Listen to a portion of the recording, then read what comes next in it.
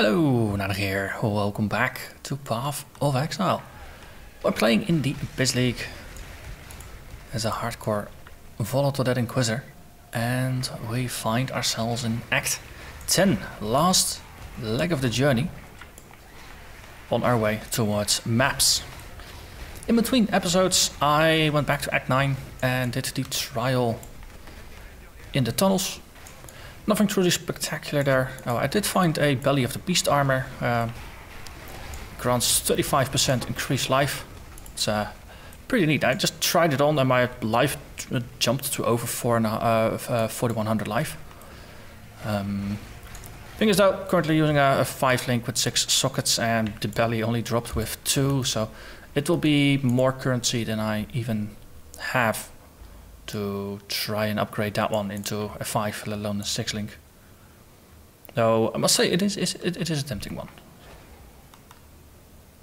Let's see, Vegan, what do you want to do? Combat, okay.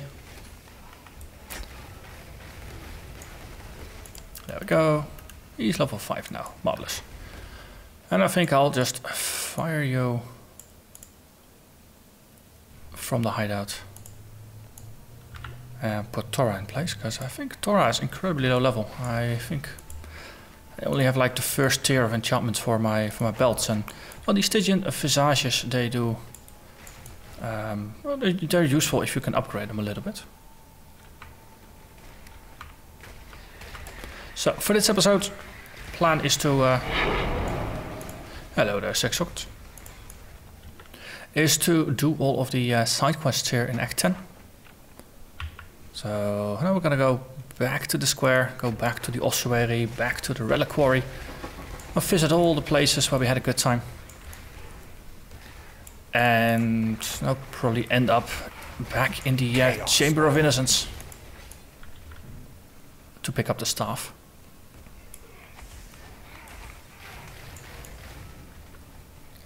There ought to be a trial in here somewhere, so I want to do that one as well. It's a pretty busy schedule today. And now after that, so having done all but the trial in Act 10 here, the next leg of the journey will be to do the Merciless Labyrinth. I'm level 69 now, so at least puts me slightly over, or 1 level over the Labyrinth level, and I suspect before I'm there I might gain another level. And then now I have the Merciless Library. I keep saying library, it's a labyrinth, not a library. But have it done before we have our little encounter with Nycta, because, well, that fight, it is pretty scary. He is dangerous, he hurts a lot. If you remember back to previous league where he was added to the game, I died my first time, and I think I might even have died twice in the first time I actually did that fight. And after that, no, I think I did 1 or 2 maps, and then I just went back and I just sat down and consistently did the Nycta fight over and over and over again. I think 5 or 6 times in a row, until I could do it without dying at least 3 times in a row. And well, as I said, it took me like 6 or so times to actually get that streak of 3. So the first 3 times I did that fight, I died. Admittedly, it was a different build. It's a Dark-backed Summoner, so I did have minions there, but my personal tankiness and staying aliveness, is that a word? That's a word. Was lower than with this one, I think. So now there is that. And this is a way down. Marvelous. Ravaged Square.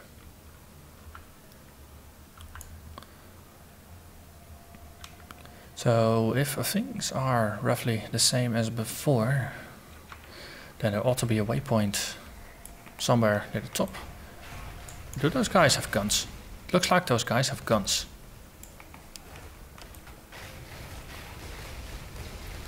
That's very... Oh no, they've got crossbows. Just looks like they've got guns, but actually they're just one-handed crossbows. It's So what he's saying, like, wait, guns in Path of Exile? That's unlike this game. No, that is because it is. There's no guns in this game. An orb of immense power.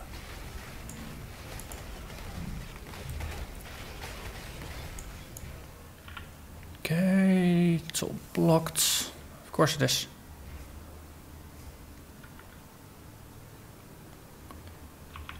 So, backtracking a little bit, it is.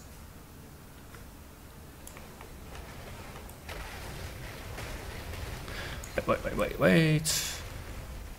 The side area here, didn't it have a waypoint more or less next to the entrance?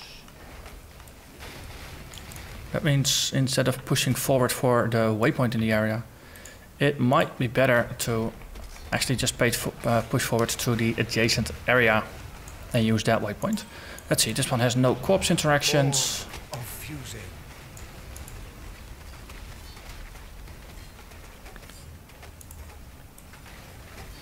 I thought I released enough. Okay.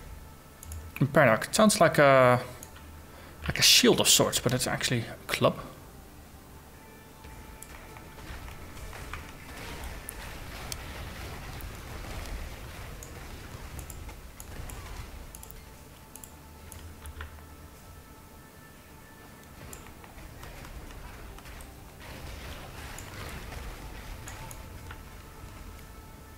So was the reliquary or the ossuary? I think it was the reliquary.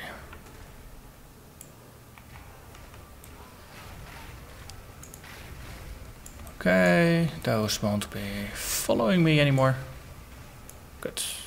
So prevent a stair trap if we get out into the same instance. And there's a waypoint here. Good. So that's good to remember. Also, reliquary level 67. Outside is 64. This is quite a jump up. Though I'm level 69 already. But this might be one of those places to farm a little bit if you're under leveled.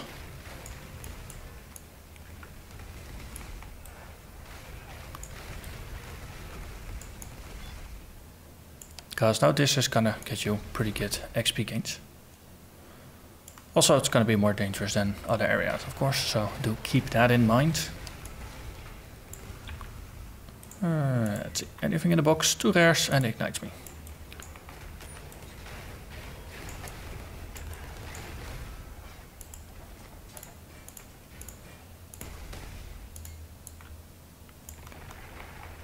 Of course, it goes back.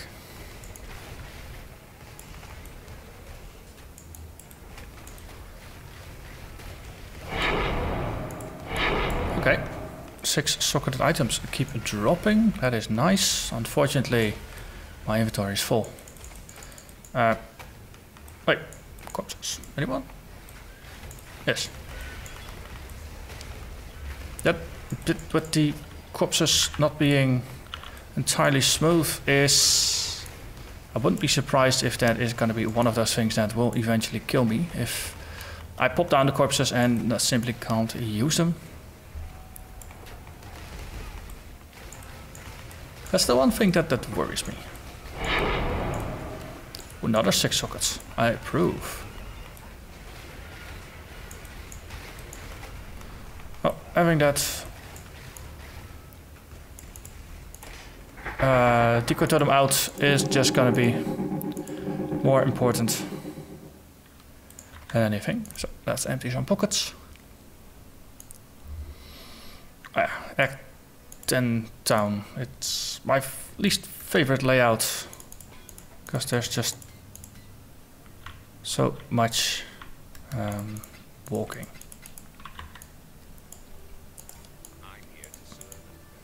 Well, I guess I could sell stuff to Lani.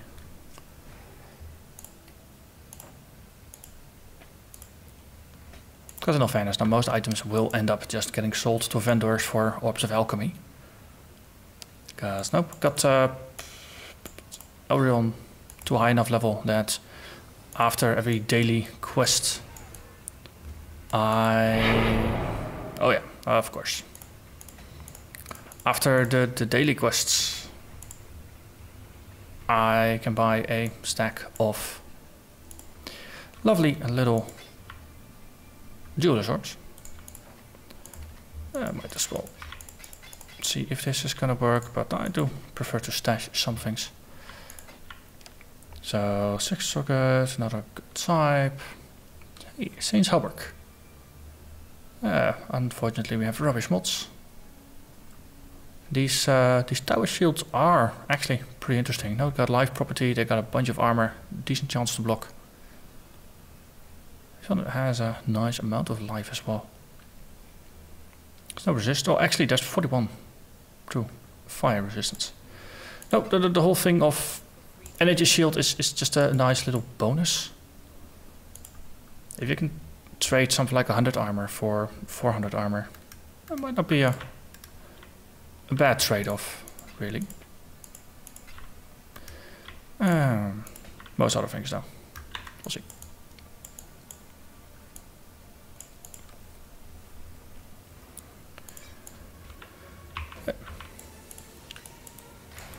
Sorry, some corpses on the floor, that's convenient. Hello there. Inferno Gnash. Die in a blaze, it did.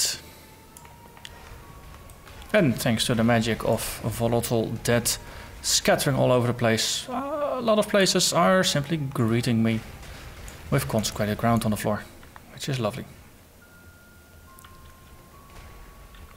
Okay.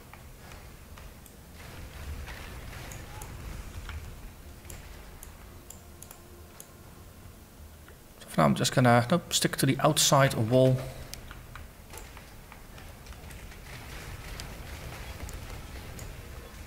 And we'll just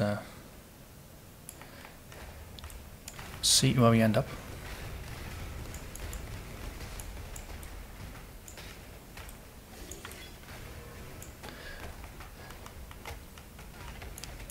Okay, be in the bubble, and then we can blow him up.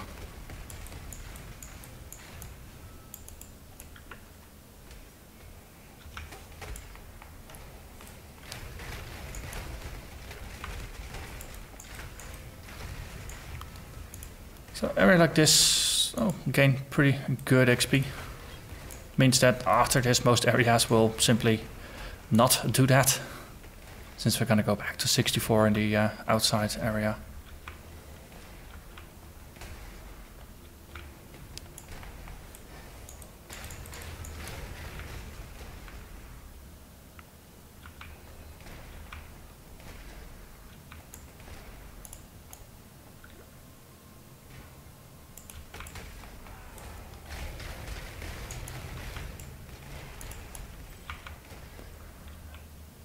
Let's simply continue the journey along the edge after a very small break to reacquire the edge. And there we are. Let's make a ghost there. Volatile Flamebloods. Wait for the sound. Wait for the thing to start bubbling and then run away, otherwise you get buried in the explosion.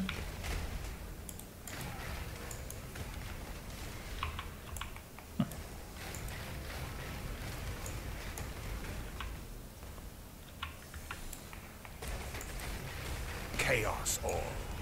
Is that the second Chaos Orb already in this area? Lucrative.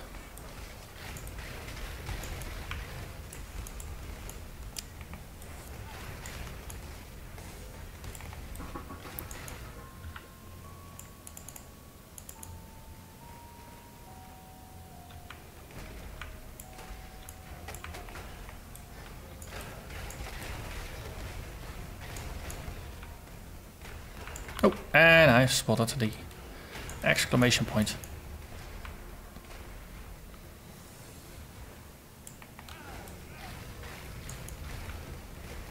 So, a pearl case and we get a teardrop. So that one goes back to Lily.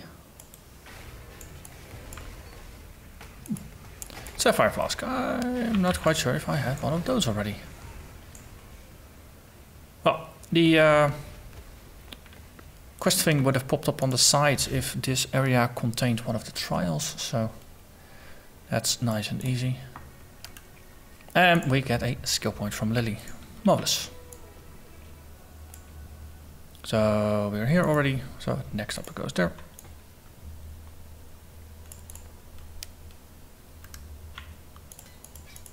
And then let's see if the... Oh, did I? Yeah. We can use the waypoint, see if the old instance of the ravaged square is still up.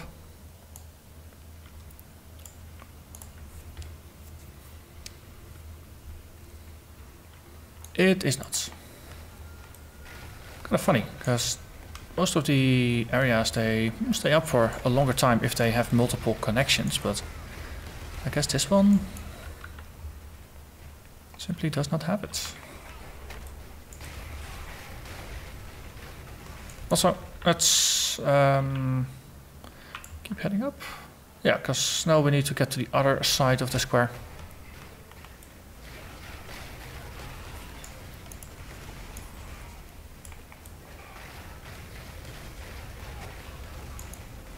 So there ought to be a way to cross the bridges.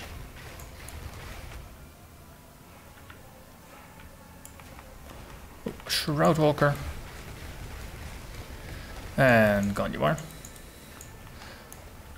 The blinding clouds, of course, don't really do much as against a spellcaster.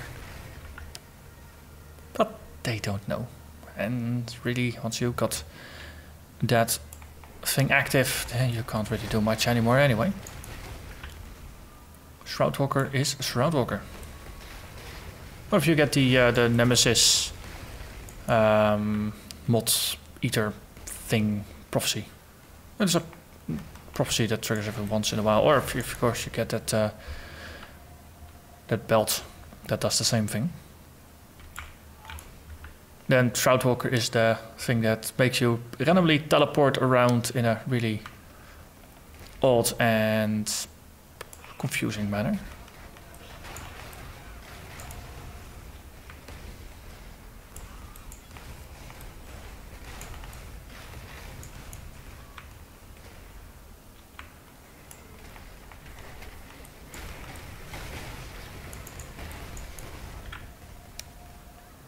Hey, there's actually someone on the bridge. Marvelous. And the bridge is not blocked. That's even more marvelous. Also, they are dropping corpses faster than I can use them. That is also rather nice.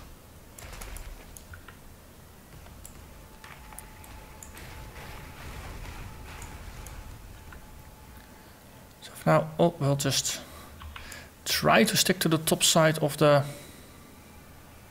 map, but I guess this is where we ought to be. This is even further to the top side. At some point we ought to run into the portal. And the waystone portal thing.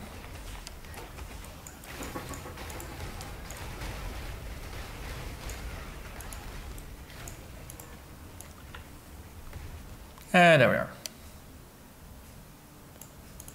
Waypoint achieved next to the ossuary. So this has the trial. And of course we're running into the bone pits below it. That's why there's a trial now.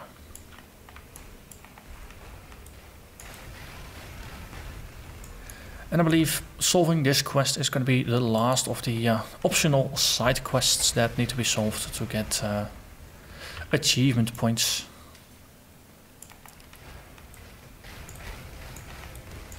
I missed a couple of unique mobs along the way, so I'll have to go back and kill, I think, Tunnel Worm and some other low-level mob, and then I'll get the achievement for that, or at least the points.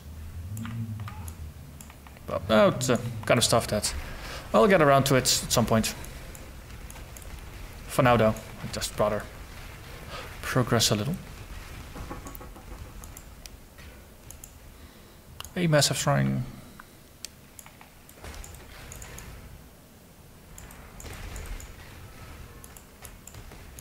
And there is 2 in 1 go. A shield chest gets us the elixir of allure. And I already saw the lore thing up there. indicating the trial. These monographs are a very nice way to signal the trial.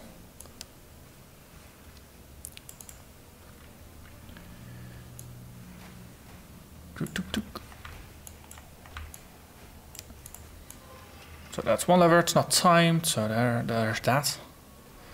I do like the scenery here. Might have remarked upon that on other occasions, but it's just really stylish. It would be nice if you could get a hideout that looked like this. This would be an amazing hideout skin.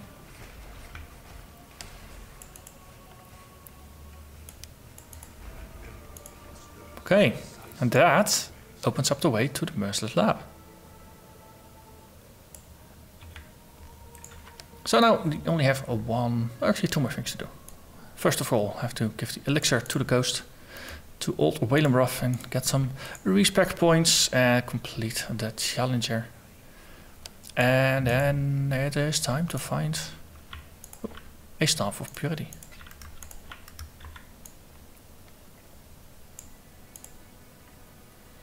So the journey continues.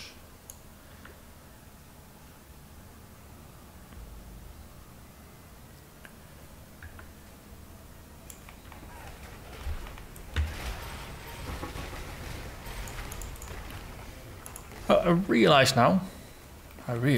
that picking up the Staff of Purity is of course gonna saddle me with an item in my inventory. And if I then go and run the Merciless Lab next episode, I'll of course have left inventory space to stuff to the brim with items, because, well, there's gonna be a staff in there, but, well, it's nice. Then the final episode I can just do the walk towards Katava and do the Katava fight.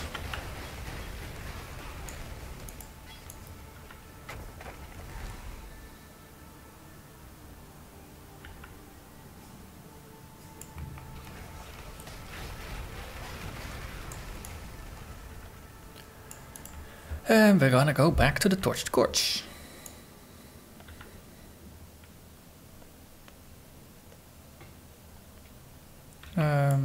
Probably still U-shaped, so let's try to do that in the proper order.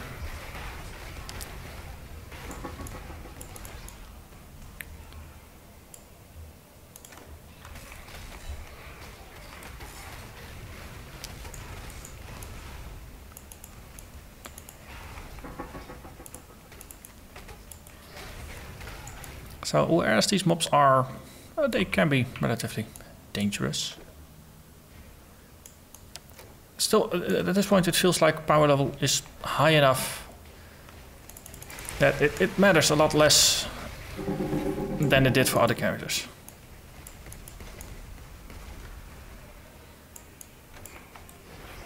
But of course, well, death always waits for everyone. So I guess my biggest opponent here now is just overconfidence, which is, so the more powerful the build, the more overconfident I get. So it's no, the whole thing there, of course, goes like, look at me, look at just how quickly I'm killing enemies, look at me killing enemies, and then suddenly, splat, the enemies kill you.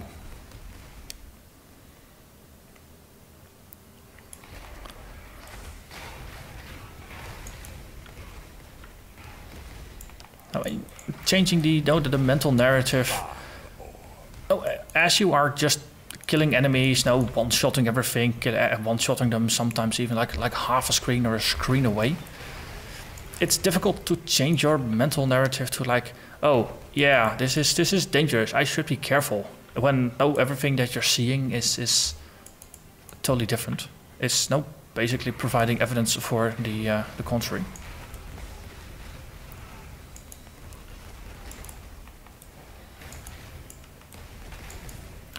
I don't know, it's one of those mental quirks that... See, I know enemies are dangerous, but on the other hand, I'm killing things pretty rapidly, and that tells me that if I'm killing them that quickly, they can't be that dangerous. Which is the true danger, ironically enough. So if you're playing a build that's much more underpowered, where you have to fight for every screen, every half screen even. And it's just a struggle to get ahead. And at least you're always in this fight mode, always careful, always really focused. Whereas here, you go if you can't afford to rush through packs, leave like screens full of monsters behind you, and then just every once in a while just mop up and just take all of them out. It's, I don't know, it messes with your head, I guess. And on the one hand, no, if you kill fast enough, then you can get away with it. On the other hand, at some point, it's gonna backfire. And then, no, you're wondering, but yeah, why was I not careful? Why wasn't I careful? Why did I do that? Okay, and we are starting on more life, because life is good when there's more life.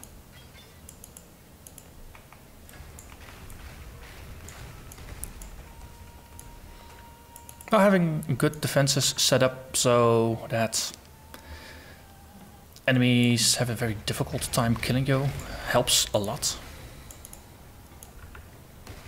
So now having a healthy life pool, having no forms of damage mitigation, no, just maxed out elemental resists, no, that for one.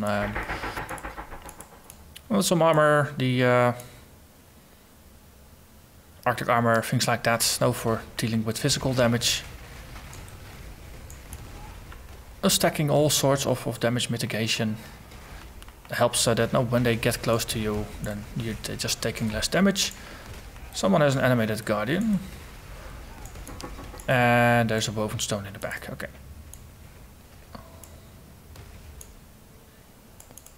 Oh wait, that's not what I wanted. I wanted this, and there was a thingamabob here. Jubileous strongbox. Lots of extra items. Cool, I like extra items.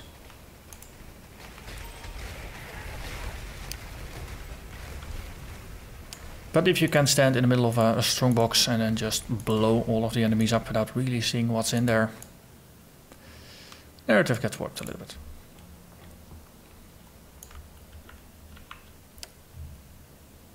And there is the other door.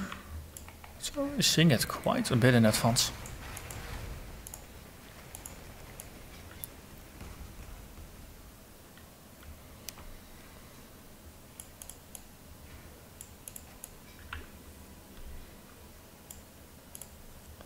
The Desecrated chambers. It's been a while since we were. They were still the purity chambers last time we were.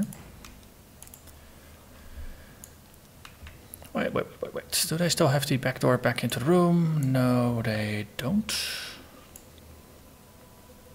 You know what?